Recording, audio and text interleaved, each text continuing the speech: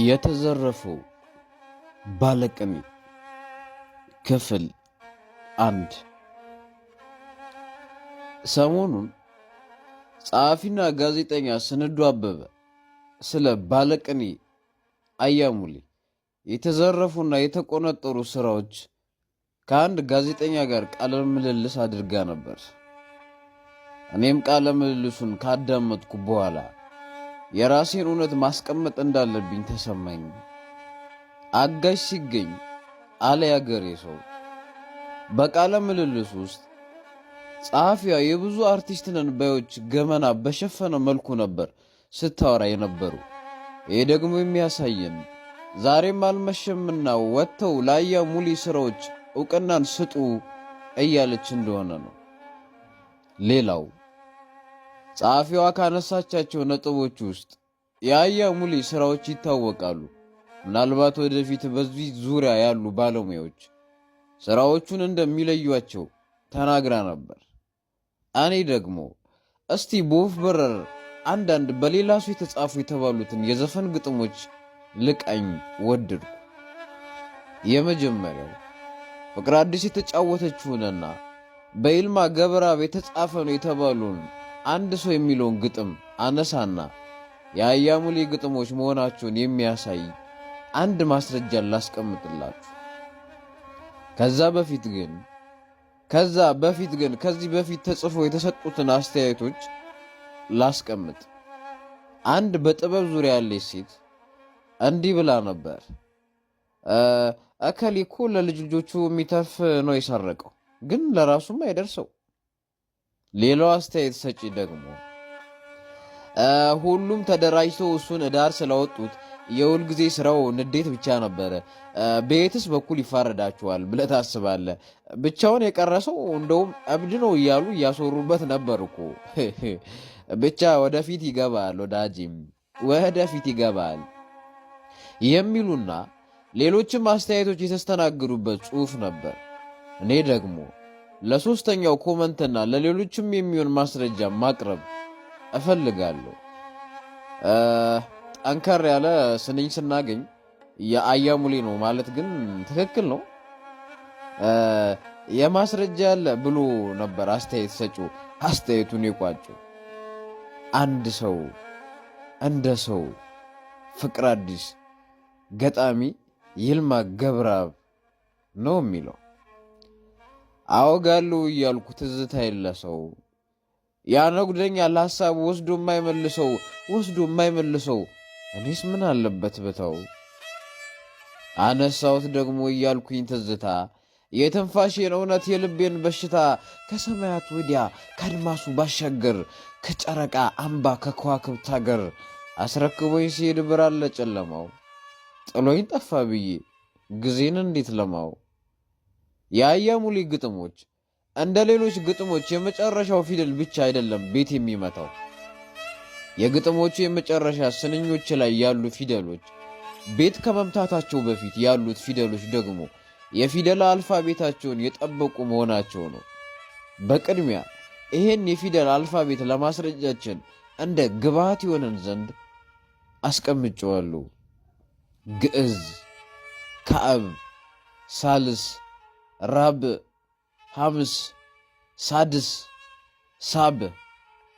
ለምሳሌ አወጋለሁ እያልኩ ትዝታ የለሰው ያነጉደኛል ለሐሳብ ወስዶ የማይመልሰው እኔስ ምን አለበት ብተው የሚለው ግጥም ው የሚለው ፊደል ቤት መምቻው ሲሆን ከሱ በፊት ያሉት ፊደሎች ግን ሰ ግዕዝ ሲሆን ሁለተኛው ስንኝ ላይም ሰ ግዕዝ ነው።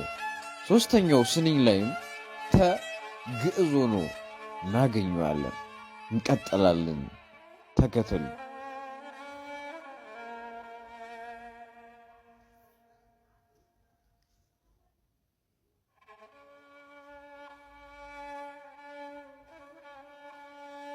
አነሳሁት ደግሞ እያልኩኝ ትዝታ የትንፋሼን እውነት የልቤን በሽታ።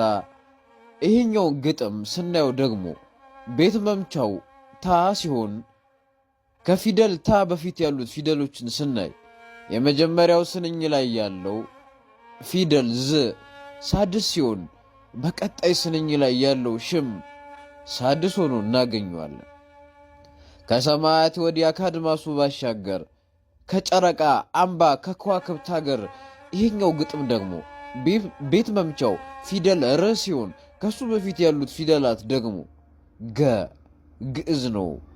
ገ እንዲሁ ግዕዝ ነው። ሌላውን የባለቅኔውን የግጥሙን ኮድ ደግሞ እንውሰድ። ሌላው የአያሙሌ አጻጻፍ ደግሞ ሁለቱ የመጨረሻ ፊደላት ቤት እንዲመቱ አድርጎ የመጻፍ ችሎታው ነው። ይህ አይነቱ የግጥም አጻጻፍ በጣሙን የሚከብድና በቋሚነት ለመጻፍ የቃላት ሀብታምና ልዩ ችሎታን የሚጠይቅ ነው። እስቲ ከዛው ከፍቅር አዲስ ዘፈን ላይ አንድ ግጥም ወስደን ደግሞ ላይ መለስ ርቆ ከሄደበት ለጊዜ ምስጋና ቃል የረፈደበት ክራሬን አንስቼ ትዝታን ስቃኘው ከቀናት ጋራ ነው ልቤን የማገኘው። ባለጊዜው መጥቶ ዛሬ ባለቀኑ ተሸኝቷል ትላንት ቀርቶ ሰቀቀኑ ከርሞ ሲመጣበት ዘንድሮ የሚረሰል እንዲህ ያልፋል እንጂ ቀን መች ይመለሳል። ምሳሌ 2 ደግሞ ላይ መለስ ርቆ ከሄደበት ለጊዜ ምስጋና ቃል የረፈደበት የዚህ ግጥም የመጨረሻ ቤት መምቻው ሁለት ቃላት ሆነው እናገኛለን። በና ት የሚል ሆኖ እናየዋለን። ክራሬን አንስቼ ትዝታን ስቃኘው ከቀናት ጋራ ነው ልቤን የማገኘው። ይሄኛውንም ስናየው የመጨረሻው ቤት የሚመቱት ሁለት ተመሳሳይ ፊደላት ኘና ው የሚሉ ሆነው እናገኛቸዋለን። ባለጊዜው መጥቶ ዛሬ ባለቀኑ ተሸኝቷል ትላንት ቀርቶ ሰቀቀኑ።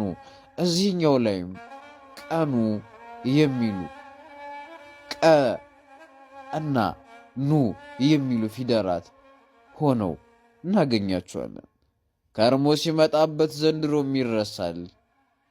እንዲህ ያልፋል እንጂ ቀን መች ይመለሳል። በእነዚህ ስንኞች ላይ ደግሞ ፊደል ሳና ል የሚል እናገኛለን። የክፍል 1 የአያሙሌ ስራዎች መሆናቸውን የሚያሳዩትን ምሳሌዎች በዚህ ልቋጭ። እናንተ ደግሞ አጠገባችሁ ያሉትን የዘፈንም ሆነ ሌሎች ግጥሞችን ቼክ አድርጉ። ጉኖዬ እንዳለች አሁን አባነናል፣ የቀረውን ህዝቡ ይፍረድ ብያለሁ። በቀጣይ ጉኖ ዘበናይ የደበቀቻቸውን የአያሙሌን ሥራ የመዘበሩትን ስምና የተሰረቀውን ሥራ ወደ መጥራት የሚሄድ ይሆናል። ከዛ በፊት ግን ይሄ ጽሑፍ እንዲደርሳቸውና ይቅርታ እንዲጠይቁ እንፈልጋለን። በመጨረሻም የባለቅኔው ሥራ የሆነችው አንድ ግጥም ለጽሑፌ እንድትመቸኝ ዞር አድርጌ ልቀይራት። ሰፋ አድርገው ቦታውን መምጣታቸው አይቀር ከሞት አያስጥልም የሰው ንብረት ማፍቀር። በጣም የሚገርመው ከመዘረፍ የተረፉት ግጥሞች ውስጥ የዚህ ግጥም የመጨረሻ ቤት መምቻዎች ራሱ ፊደል ቀና ር ሆነው እናገኛቸዋለን። በቀጣይ ክፍል እስክንገናኝ ቸርን ሰንብት እያልኩ የዚህ ጽሑፍ አዘጋጅ ሳቢት አብዱን እያመሰገንኩ አቅራቢ ይልሃ ገብረ ጊዮርጊስ ነበርኩ። ቸርን ሰንብት።